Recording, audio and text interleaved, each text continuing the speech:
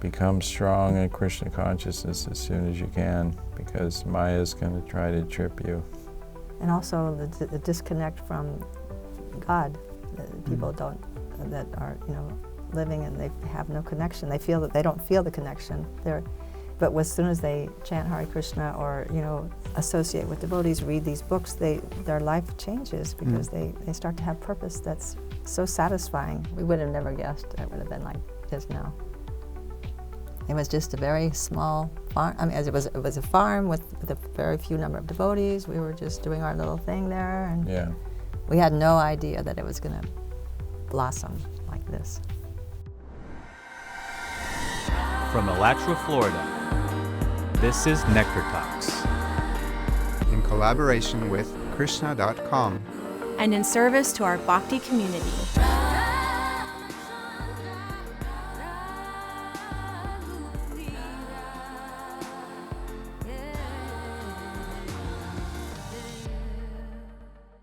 Thank you for coming, to do this interview with us. Basically, we're trying to introduce our audience to devotees who have lived in the Alachua community for many, many years, and just have you talk about your life story and your experiences and how you came to Krishna consciousness, and all of the services that you've held over the years, things like that, your realizations, your highlights of your, when you look back at things, what are some of the things that stand out. So maybe we can start with, Manushsresta Prabhu and Mother Duhsala, your names. And you can tell us a little bit about your childhood and where you grew up, and then, any kinds of spiritual experiences that kind of started you out on your spiritual quest. You want to go first? No, go ahead. Okay. I was born in Ohio, moved to Florida when I was 5, and then we moved up to Gainesville when I was 10 because my parents got divorced, and my mother decided she needed to make more money. Okay. So she was going to go to the University of Florida and get a higher degree so she could do that. So that was also like maybe a trigger for me, or a springboard for me to start my own spiritual search, because it seemed like after that time I started visiting different churches on my own. I would, find a ride somehow to get to a different kind of church, this kind, that kind. And I remember being baptized in a church, and my mother didn't even know. and when I was 11, I think. And then there was campus life when I was a high school student, a junior high student, and so one of the nights we had a serious night. They had fun nights and serious nights. So one of the fun nights, serious nights, they ask you to make a list of the top 10 things, goals in your life. And I remember writing at the top of my list, to find the truth, to find the truth. And then one more little thing that I remember was when I was going to Buchholz High School in Gainesville. I picked up a scrap of paper. I would like to, there's scraps on the ground, I like to pick up trash, so this happened to be a nice scrap because it said, sink and transcend all the meaningless doubts of so many unhappy pasts. And that just really got me. Yeah, I want to transcend this world. It's miserable. So that, I was always looking. But I didn't find the Hare Krishnas until I was 19. So we could talk more about that in a minute. Maybe Sure. we'll ask you about what your childhood was like. My childhood was difficult because I was in a big family. My brothers were kind of constantly fighting each other.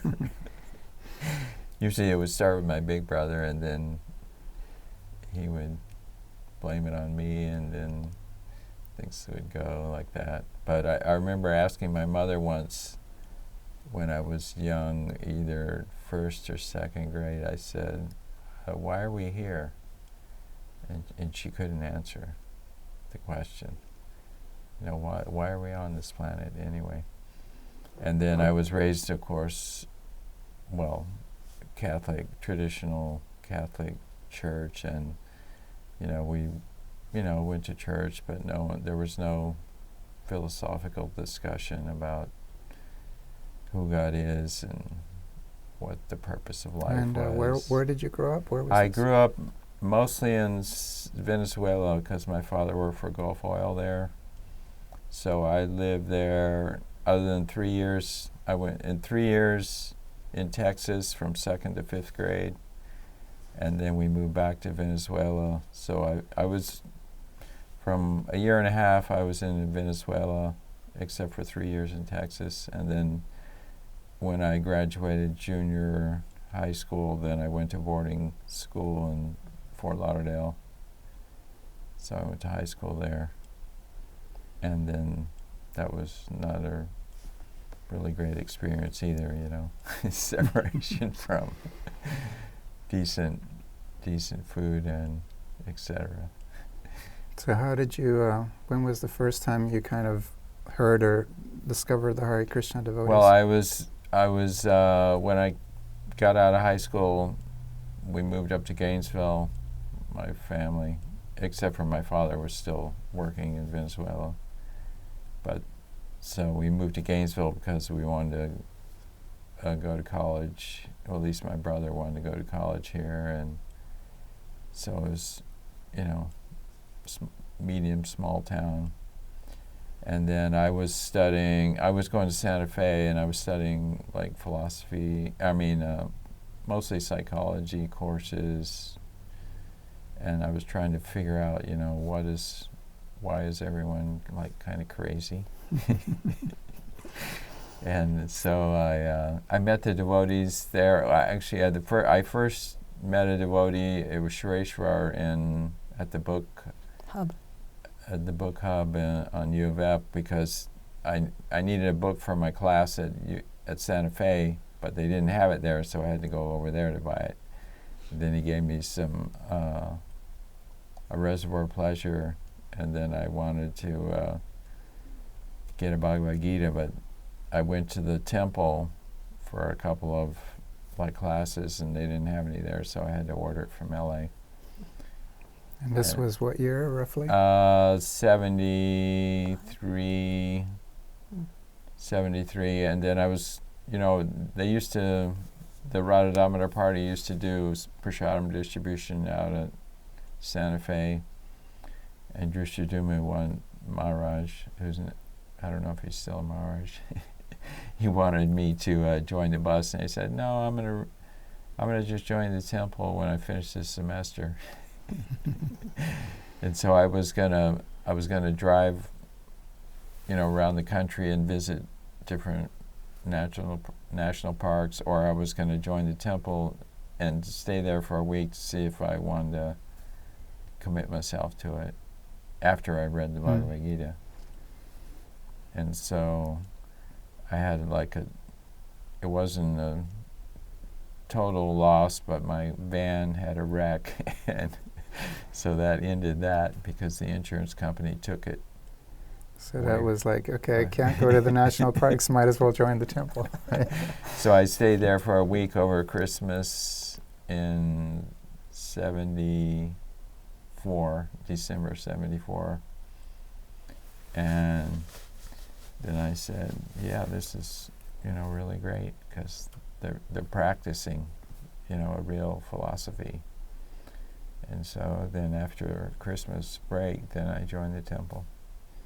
And what about you, Mother Duhsala? So You were going to high school in Gainesville. And then I spent a year overseas as an exchange student in the Netherlands. And when I came back, I started college at the University of Florida. And so the first semester, who did I meet but the Hare Krishnas?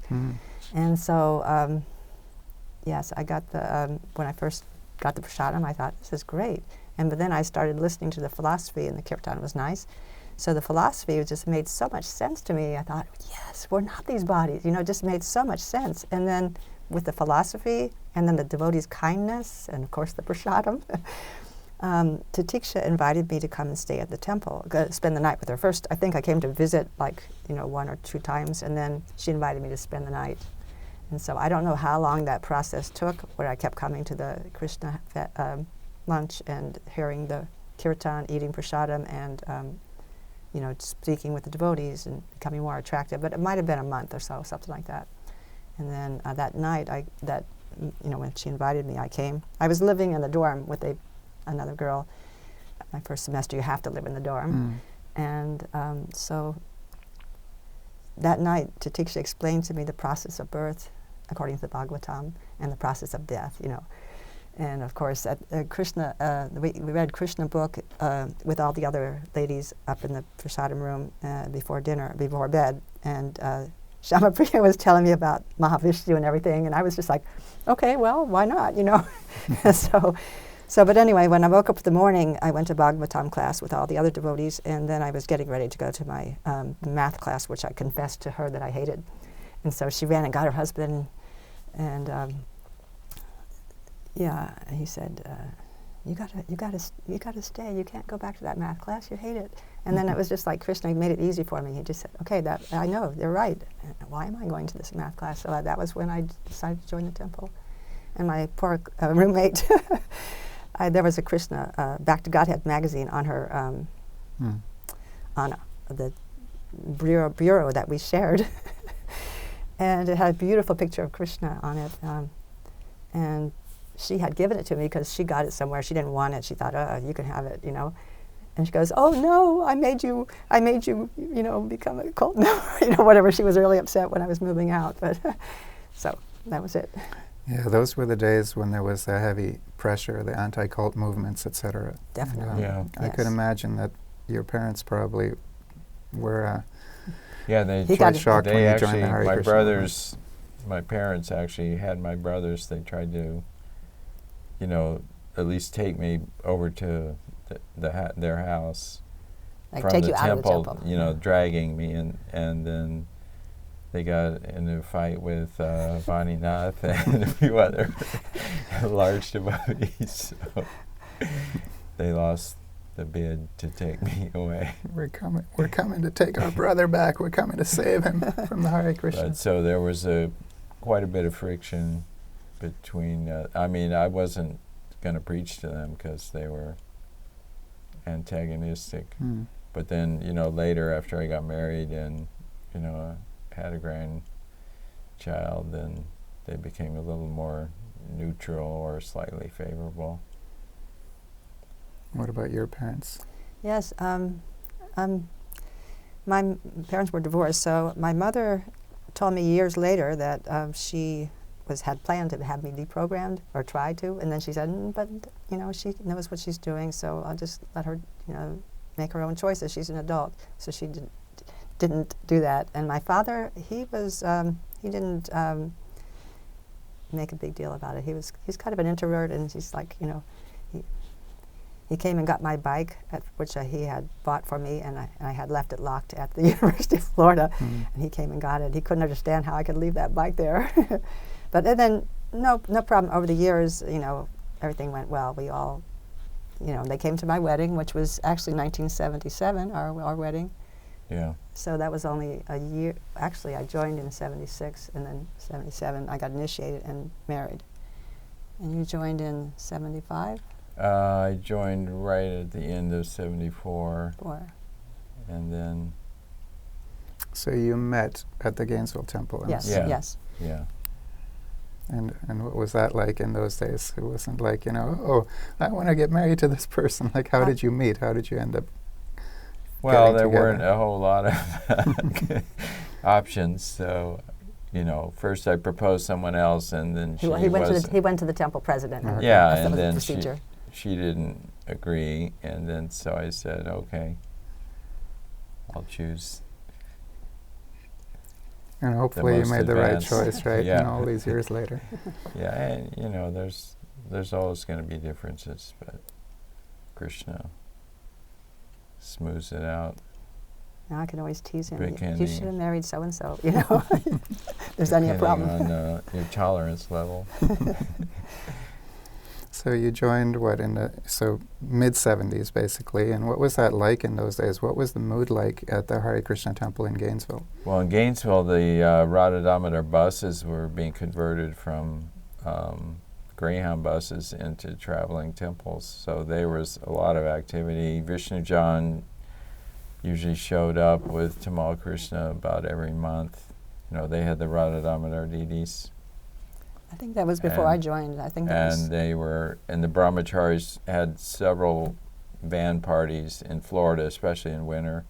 So they would go down where, Right, you know, so South people Florida, would come Central from all Florida. over the U.S. and just spend the winter in Florida, basically, or something like that. Traveling parties. Yeah, That's true. well, Yeah. not too many foreign parties, but the Rotterdammer pretty much had, you know, freedom to, you know, Mm. fill up the dorm and walk away with things that weren't theirs. So anyway, and so there was some pretty lively kirtans, and then they always had like a prashada meeting contest Oh, yeah. on Sunday with a feast. And Who were some of those early devotees from those days that you remember? well, Maha Mantra, you know, who's now sannyas, Mhm. Radha Damodar. There was Bhagavat. He was on the party. You know, he was one of the leaders of one of the buses. And Kavi Chandra, Keshava Bharati. Actually, Keshava Bharati was running, I think, the center. They had like a small satellite center in Tampa. I remember when we first saw the Chaitanya Charitamrita, they had ordered like about 30 or 40 cases to distribute on the streets. And he said, offer your obeisances. This is the incarnation of Lord Chaitanya. So we got a few copies of the Chaitanya Charitamrita before the temple got it. But our temple was, we were getting a huge book order every month, and we were actually distributing quite a few books. And this was back when the temple was at Depot Avenue still? Yes. Yeah, Depot Yes. Avenue, Yes. 75, 76. Yeah, I think. And then when I came, what I remember most is the classes we had. And this is also from Pridayananda Goswami. He instituted classes. As soon as there was a new book out, there was a class in it.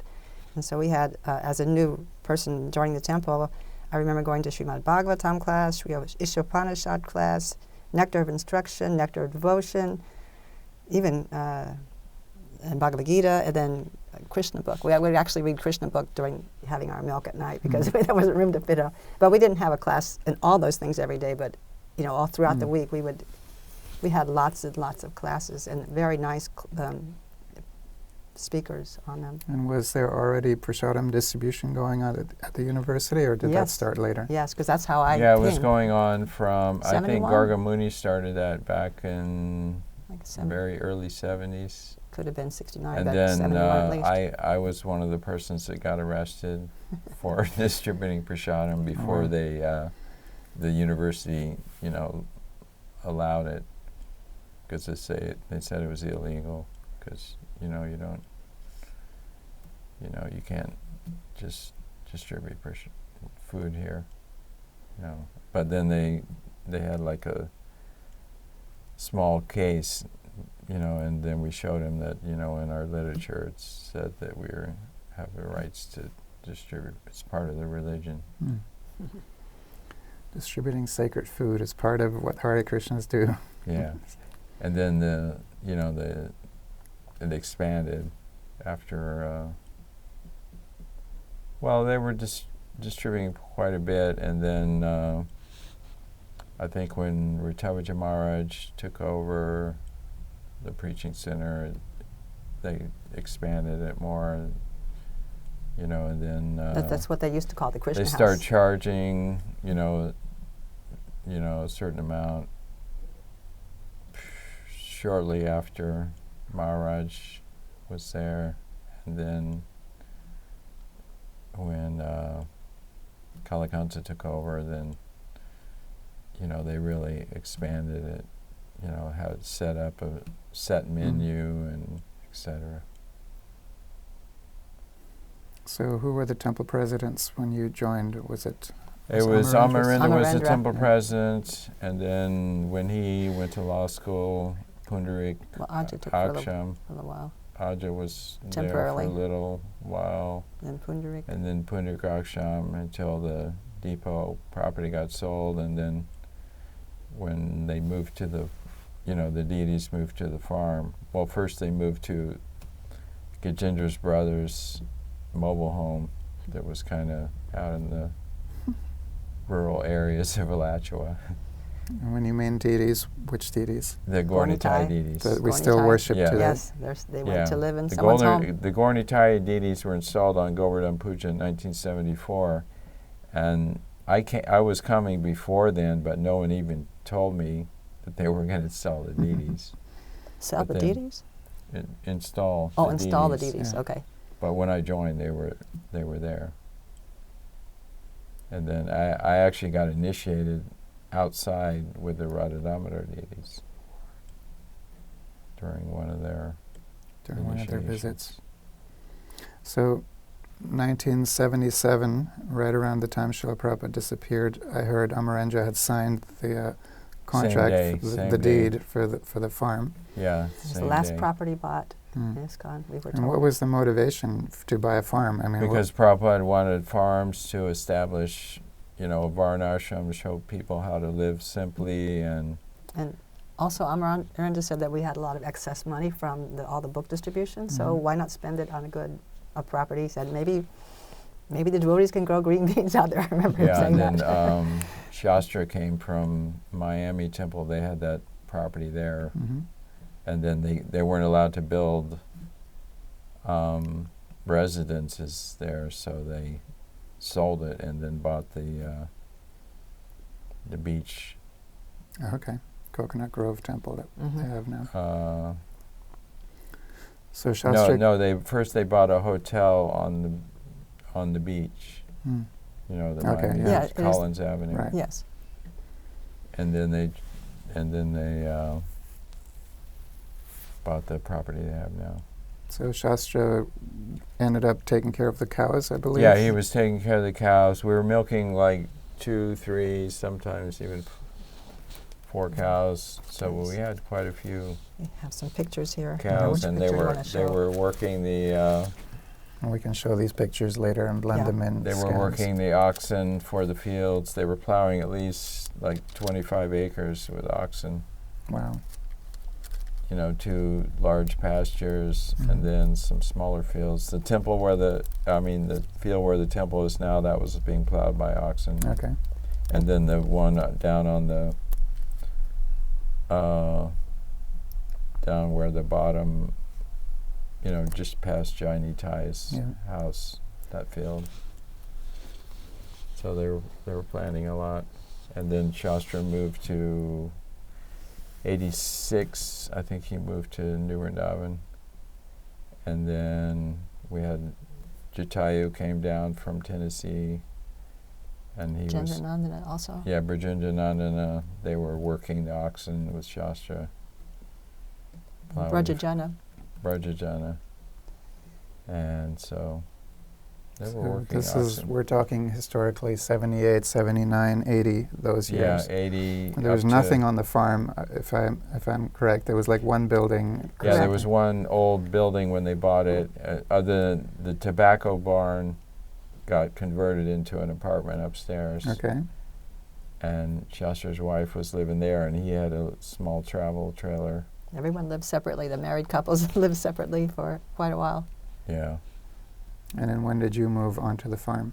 We moved 1980. there when they sold Depot September in 1980.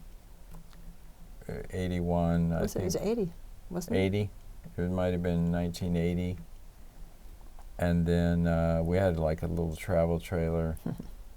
And then after our first child, our daughter was born in actually her birthday's tomorrow, February 18th, 81. We went to Michigan for a year and a half and then came back. And then they had they had a mobile home for the temple, and the extension was built on. And we were living in an older mobile home,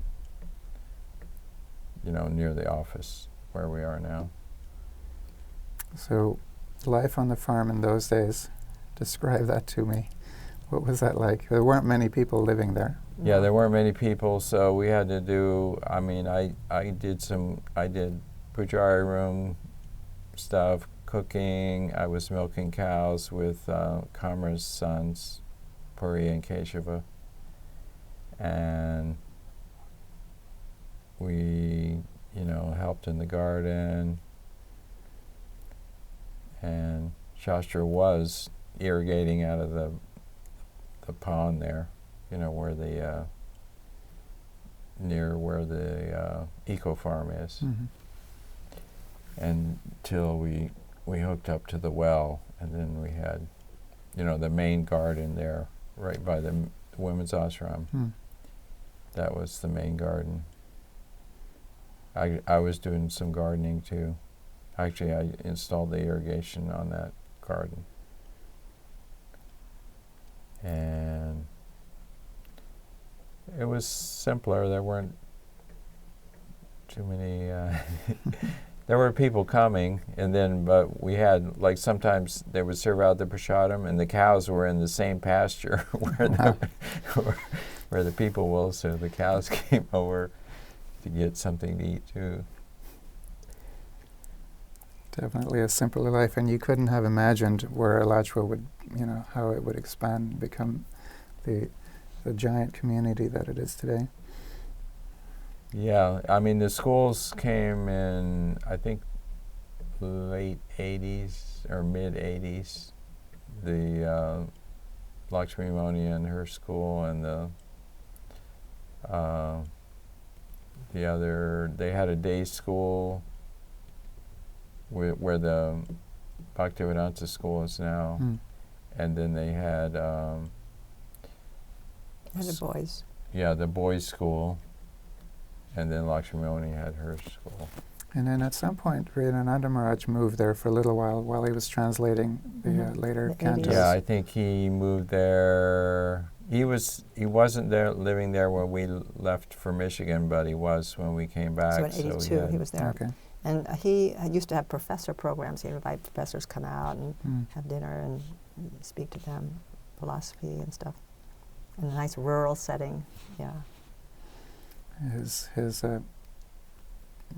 mobile home was right out by that pond, Right. and I heard that he used to complain about the noise of the frogs. Oh. Yeah, the we had a frogs frog were in one terrible, time. so Tell they him got- about the frog in.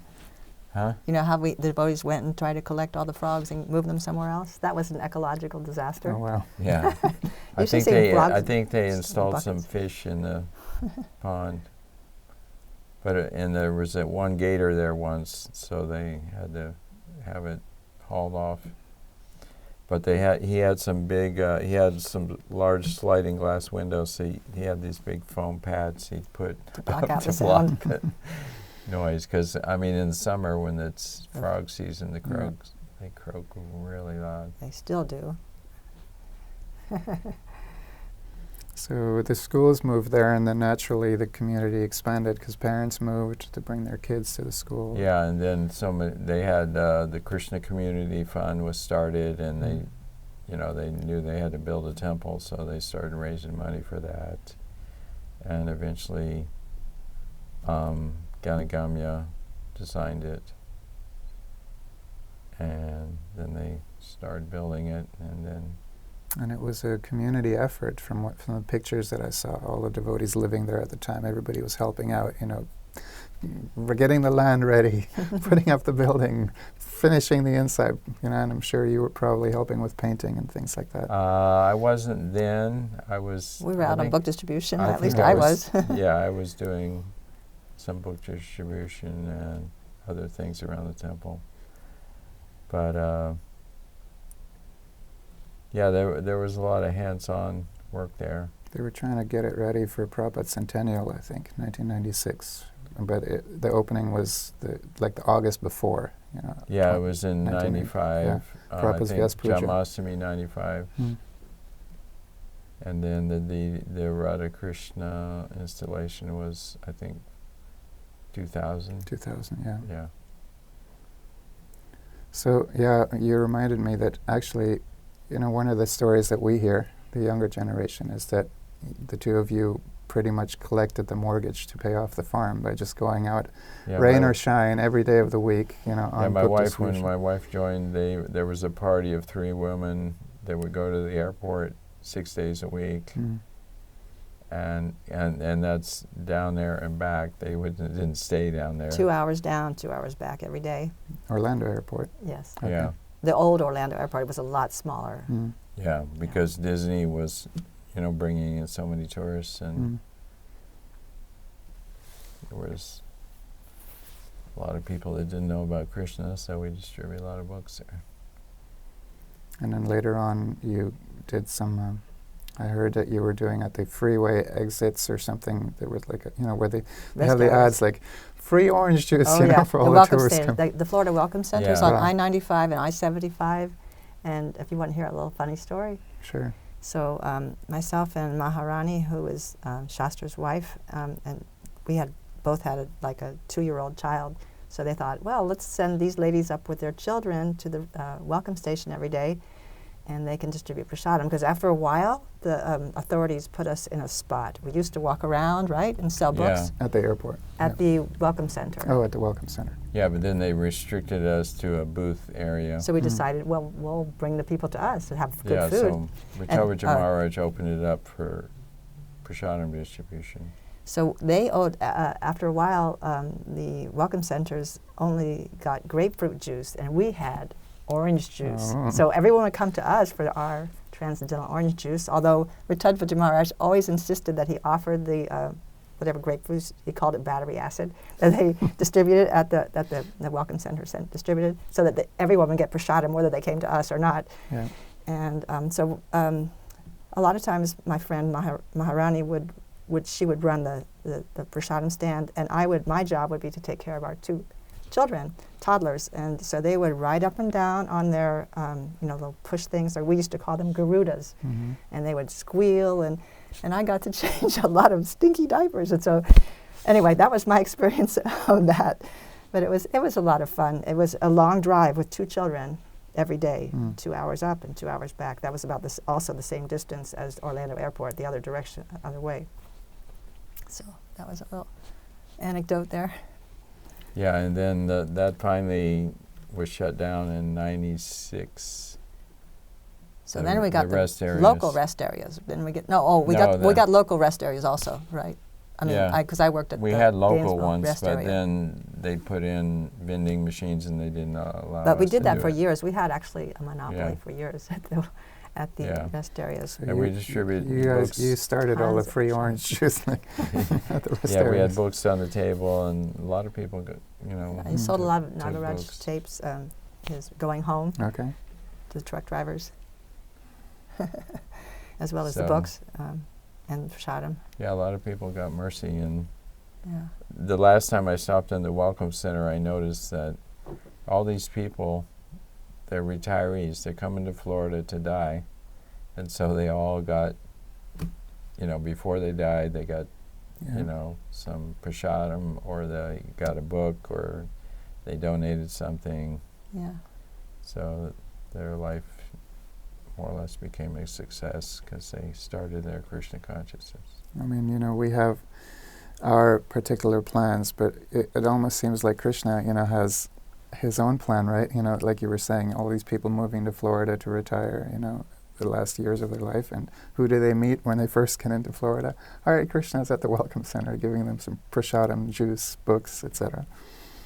Yeah. And so after 1996, then, walk me through some of the services that you have done over the years. Well, Or- I did, I did gardening for a while. I did Pujari service.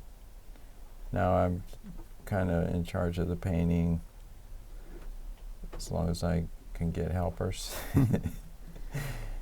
And my wife is now a teacher at this charter So school. I went back to college. See, I dropped out of the college to become Hare Krishna. So that was back in 76. No, I came back in 76 from Netherlands.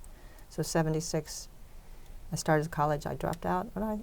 So I joined the temple in 76, and then I did book distribution for many, many years, and then in I went back to college in 2003, and so I was in my 40s, I believe, And so I got my degrees there, Santa Fe, and then University of Florida. And then I started working at Alachua Learning Academy, which was an Alachua Learning Center then. I'm a reading teacher, a reading specialist. Okay. And it's a very nice place to work. So you basically have been doing painting, a lot of painting these days. Yeah, I did some on my own. Actually, I did maintenance at an apartment complex for a number of years. And then I worked at a Different companies. hotel doing maintenance and painting for years. And then I worked for some painters, but it's like seasonal. And then I did some on my own. And right now I'm trying to devote myself to doing some devotional service. And we haven't really talked about your children a lot yet. So you were mentioning that Raghu was born early on, right after you guys moved to the farm. 81. She was born 81, February 18th. Yeah. And then she went to one of the schools. She went to first she did one semester in New Vrindavan till they kind of ran into some trouble there, and so we didn't go So that back. was when she was, what, 6 years old, or? Yes. 5 and a half, right? Around that age. And then Yeah. then we Then she went to New Taliban for up till she was 9. What grade was that? 3rd grade? Or 4th? second was the highest when she went there. Oh, okay. So And then she came back to Alachua. and then she went to Lakshmioni's school. She was until the youngest child there. graduated. Okay. She graduated early and then went to Santa Fe, dual enrollment, and Studied to Graphic get design. graphic design, Yeah, right? she got a- then Yeah. she got a few. Her first job was Jones Edmonds, one of the first jobs, yeah. and then she worked for U of F, and then Collier Companies. And now she has her own business with Govinda, Yeah. her husband, and they have Mhm. 8 eyes. Yeah, and now she's drawing in a lot of customers. 'Cause She's plus, also- Govinda worked for the BBT. She worked for part-time for the BBT when she lived in Sweden. She moved there and we don't remember when, but but she didn't like the cold weather, so she came back here, and then eventually Govinda came, and now you have Krishna conscious grandchildren, yeah. twins. Her son joined the army when he was 19. The Shringa Kirtan. Yeah, so he's going to retire in 26, May 26. After 20 years of 21 plus years. Service, Yeah. yeah. So he's a computer network guy. Satellite communication. Communications. So communications within the army kind of thing. Yeah. Yeah, he works network, troubleshooting, etc., setting things up. But he joined a airborne unit at Fort Bragg, so he also jumps out of airplanes. Okay. Advanced training in the last few years. And helicopters and things like that. And is he married yet, or? Yeah, Yes. he's married. He has 2 children. Okay. So you have four grandkids now. And what is that like, seeing that whole progression? You guys joined the Hare Krishna movement when you guys were teenagers. Then you have your own children, raised them in the movement, and now they're having children. Mangala and Narottam are 11 already, I think. 12. Yeah. 12, okay. Yeah. Well, it's really a mind blower to go to the temple on Wednesday when all the children are there, because you see all these children. Yeah. They're so fortunate to be trained in Krishna consciousness from very young. Right, they do a worship Wednesday when all the kids come in the morning, yeah. Yeah, and the classes, Juggy gave the class on Wednesday, and I was blown away. I couldn't imagine that he was so advanced. He was quoting verses. He was having the kids quote the verses. They were singing the verses, you know, telling the stories, you know. So they're, I mean, by the time they graduate, they got a Bhakti Shastri degree. Yeah. And then they can take advantage of it. You know, they can sidestep a lot of the trip-ups that, you know, everyone else had to go through. You know, getting into drugs or something else. You know, if you can train your mind early, then, you know, it kind of surrenders and things are very smooth. As some of the first residents on the farm, we're talking the Alachua temple farm, do you ever close your eyes and go like, you know, you remember what it was like in the early days? Because you're saying, so you see all the kids at Worship Wednesdays, and when we have festivals now, you know, like there's thousands of people, Festival of the Holy Name, Janmashtami, whatever, and it's just this huge, you know, mass of devotees. And do you ever close your eyes and remember those early days and think, wow, you know, where we were and where we are, you know, we would have never thought. Yeah, it's Krishna's unlimitedly expanding. Yeah, we would have never guessed it would have been like this now. It was just a very small farm. I mean, as it was a farm with a very few number of devotees. We were just doing our little thing there, and Yeah. we had no idea that it was going to blossom like this. Yeah, it's good that people can tune in online. You know, you can get the whole morning program online Yeah. Very nice. by your mercy. Yes. All over the team here, and Damodar, Thank who's you. been maintaining it for Yeah, years. right now I, you know, you get a better view of the deities online than you do at home. I'm amazed at all these knitted, you know, A little shawls from and Prabhupada. Yeah. Yeah. things for the deities in the winter. I don't know who's doing that, but they're spending a lot of time doing. Yeah. What are your passion projects these days? What do you like to do? Right now I'm trying to improve my health, and I'm doing cooking, improving my cooking, and trying to get, you know, exercise and do regular yoga. And, you know, if I meet someone that's interested in preaching and interested in hearing, then Yeah. I give them a little, you know, guidance. I'd say, you know, get some books, practice, you know, get some discipline, you know. You gotta, you know, do some exercise and get some discipline, you know. Your mind is, there's this one self-help guru, you've probably heard of him, Robin Sharma. No, I haven't. No, anyway, he's got these different courses you can get in. One of them's called Habit Camp. So he's saying he's the 5 a.m. Club is one of his books. So if you take you know, you go to bed early, you get up an extra hour in the morning, then you're so much ahead of everyone else. You can get your morning routine in. Yeah. You know, he says you should do some exercise, meditation, journaling, and studying in the morning when there's no distractions.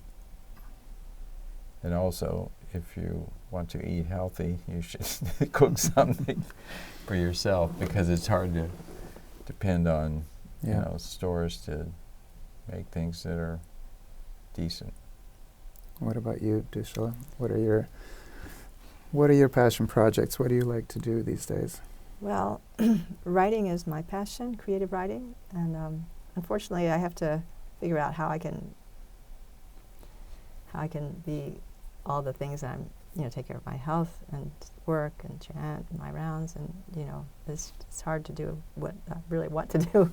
So I'm still working on that. But I have spent a couple summers working on a book, and so I have a couple drafts of that. And I also got inspired in a dream I had to also write another book about my own story.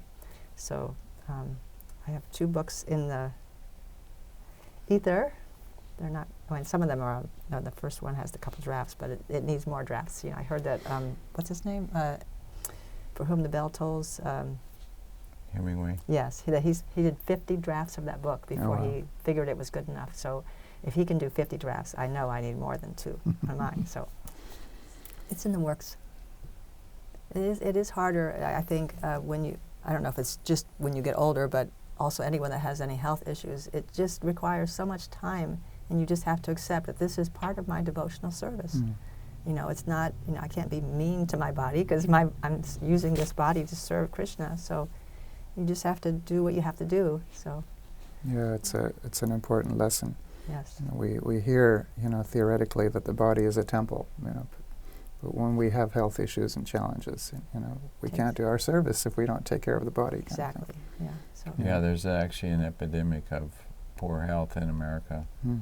because of diet and lifestyle and probably electronics too. People are spending too much time looking at Yeah. their phones, you know. Yeah, I saw a documentary about the people who live the longest or something, you know, and there's these pockets of people, and they interviewed some people in Sicily, and they you know, are healthy till a very old age, and basically they spend a lot of time outdoors.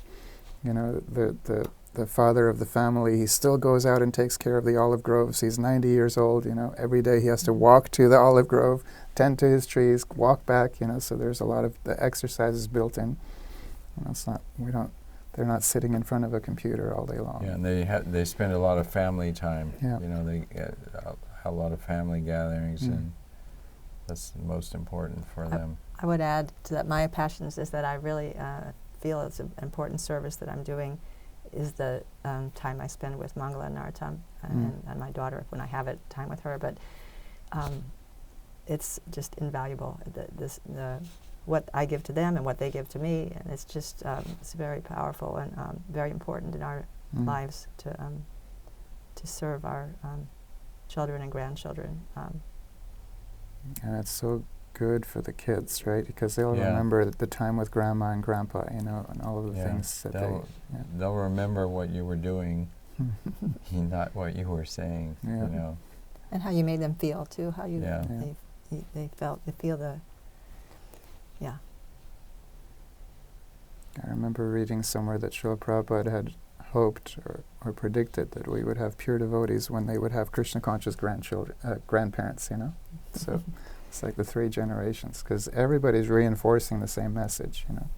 The kids are hearing it from the parents, from the grandparents, and everybody's the well-wisher of the next generation, and kind of helping them, trying to, you know, make Definitely. It's like you say, it's a community effort. It's not just Yeah. you, like the old days.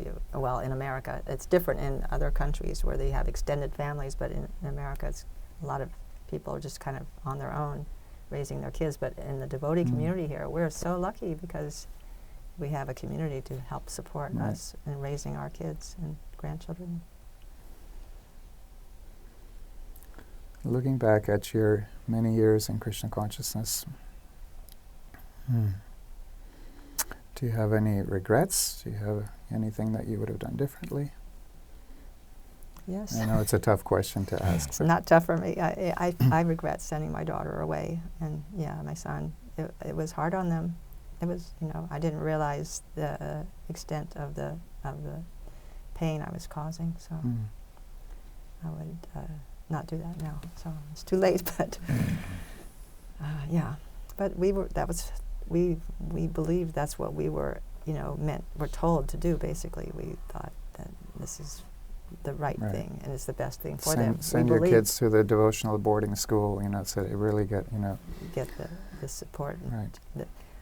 I think it was also part as myself as a woman in those times in Krishna consciousness where the women, after Prabhupada left, Prabhupada was like women can do everything, and as after he left, it kind of went the other direction that, women are. When I first joined, actually, it was just right on the cusp of when Prabhupada was getting ready to leave. I remember being so embarrassed that I had a woman's body that not only would I cover my head, but I would put a scarf underneath it too, because I didn't want anyone to see my hair at all, because, I don't want to attract anybody, Of course, I don't have to worry about it now. But at that time, you know, so it was like, it took me years, maybe still, to get over the idea that I'm not good, you know. So yeah, it was, and I don't know anything, so I have to listen to. I can't think for myself. That's what it was a problem. Right. Yeah. So I think I regret not learning to think for myself. You know, giving away my power to just blindly and doing something that was kind of reinforced then, but it wasn't the best thing for our children. Do you have any regrets?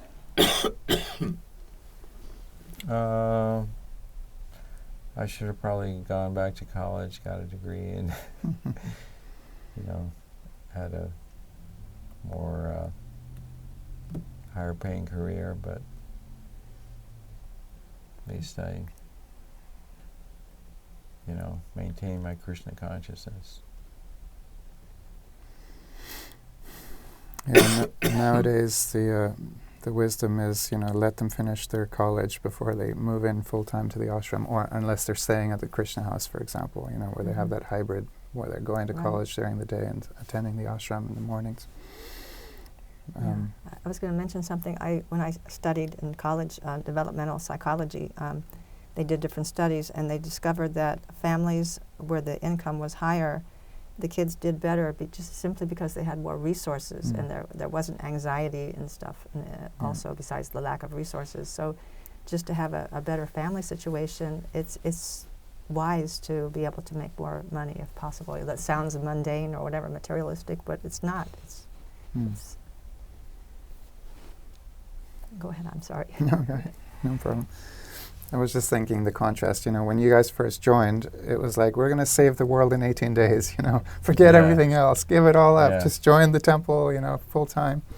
And, you know, so now people are a little bit more cautious. I think the current generations, they're like, yeah, I'll finish my college degree, and then, you know. And also because the majority of people will marry, so what are you going to do when you have children? Are you just going to go out and beg on the street? No, you're not. You've got to be responsible, have some kind of income for your family to take care of them.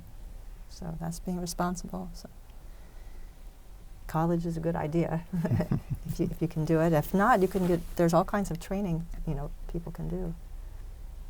How do you deal with, you know, the ups and downs of living in the material world and trying to become pure on a spiritual level? And I mean that also in the sense of, you know, you probably have days where you have doubts, or where, you know, you look at stuff that's going on in our society and you say, whoa, you know. How do you deal with that, and how do you keep your faith? How do you, you know? Well, I've been reading more. I'm in the Chaitanya Charitamrita now. I don't know how many times I read it, but I still get something out of it every time I do. So I read that, and then I kind of see how things are. You know, people are worshiping rock stars and politicians, and I can just see how they're misled, and they're thinking this person's going to solve me. I'm going to get some shelter here, but I can see that it's just false. I mean, we have such a high rate of suicide among teenagers now because someone posted their picture on Facebook or something. Like, they're so much into what others think of me. I was never that way. And I was just thinking, you know, I'm going to do what's best for my spiritual life. That's my goal. So I kind of tune out, you know. I don't vote anymore. I just see, you know, and I see all the lies that the media is putting out there, you know. Like, there was recently an exposition of some new pesticide that's in oats, and then they had some doctor saying that, you know, I don't think everyone should buy organic. They can just eat this. It's all right. You know, we haven't discovered that it's really bad for you. But there's such a high level of toxins in the environment now that it's catastrophic, actually, for people's health. The plastic, the nanoplastics, everything is stored in, you know, all these food products are wrapped in plastic, and then all the plastic goes into the ocean, the fish are eating it, even people that eat fish, they're getting plastic, and it's going to be around for thousands of years. So, they need to clean up the environment and stop poisoning it. And that's part of Krishna consciousness, Do what's best for humanity and not simply the profit of the big corporations. Mm-hmm. So my way of dealing with the craziness and the problems of the world is good association, and like he said, hearing, constant hearing, reading. I mean, whether that means listening to classes or reading Prabhupada's books, but good association. And of course, trying to become more serious about chanting. Someone kindly gave me a Mahatma's book, Japa Affirmations, and I also took his course, Mahatma Prabhu, on self-care, which was really about, it helped me change some of my attitudes toward myself, and also Krishna, realize that Krishna really, really loves me. Mm. And then once you can realize how much Krishna loves you, then you can start to realize that Krishna loves everybody just the same. So, and also it just changes so many things So that's how I do that with chanting and good association and hearing. Certainly, it's amazing for me to observe, devotees like yourselves who have done so much service, for 50 years now, 50 or more years, and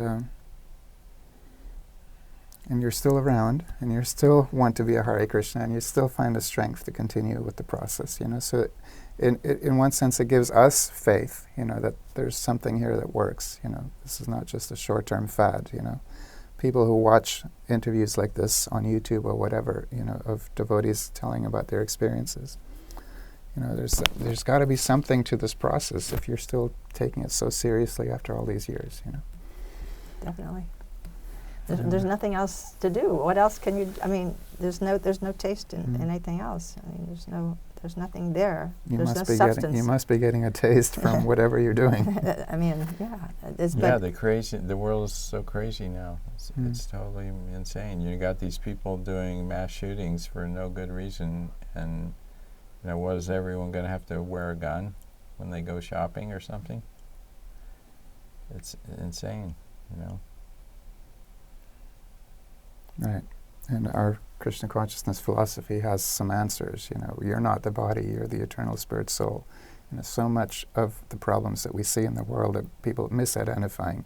I am this body, I am this particular ethnicity, we're better than the other guys, we need to, kill the other guy or whatever, Yeah. Anyhow. And also the disconnect from God. People don't, that are, living and they have no connection. They feel that they don't feel the connection. But as soon as they chant Hare Krishna or, associate with devotees, read these books, their life changes because they start to have purpose that's so satisfying. Yeah. Yeah. Any advice for the next generation? What would be your words of wisdom to pass on?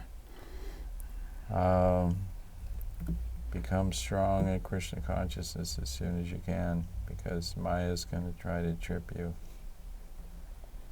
And Prabhupada gave you everything, the books, philosophy, association, prasadam. So build your life around your Krishna consciousness. And then Krishna will create magic. You see all these people, these sports stars that are so-called success, and they're having, marital problems, they're getting divorced, they're having this problem, drug addicts, It's crazy, They're losing their soul to the material energy. And I would say be kind, be generous, and see Krishna in everyone. See the loving feelings that Krishna has with it for that person.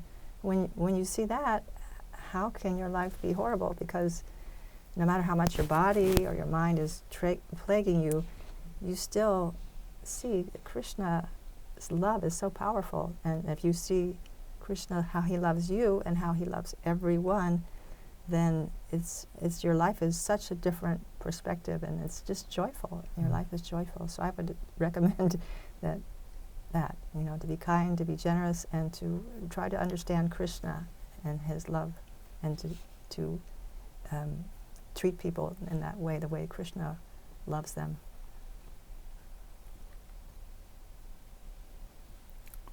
What question haven't I asked that I should have asked? None that I know of. Well, thank you so much for coming and doing this interview with us. And Thank you. Thank you for dedicating your time to spreading Krishna consciousness on the internet and everywhere else Yeah. in cyberspace. We often ask ourselves here at Krishna.com, what are the practical tools that we can give people out there who are perhaps not ready to join an organized religion, or they don't want to join some institution, but they consider themselves spiritual and they like to pick and choose a little bit from here and there, right? So what is it that the Hare Krishna movement can offer the world, to make everybody's life better? So we try to think of what are those nuggets, the you're not this body principle, right? You're the spirit soul. The material body is just an external covering, because that causes so much misery if people misidentify with that. And, conflicts and wars and whatnot. What you were saying, Krishna loves us, he loves everyone, and to try to be in that mood, and understand the world from that perspective.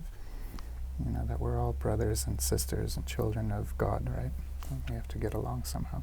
Yeah, there's enough literature to keep you busy reading your whole life. And hopefully more and more videos and interviews. Yeah. And yes.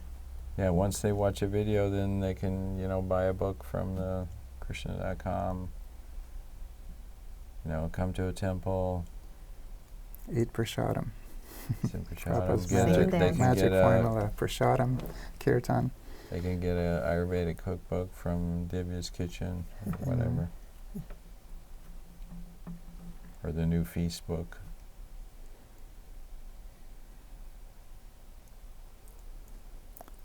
Thank you very much.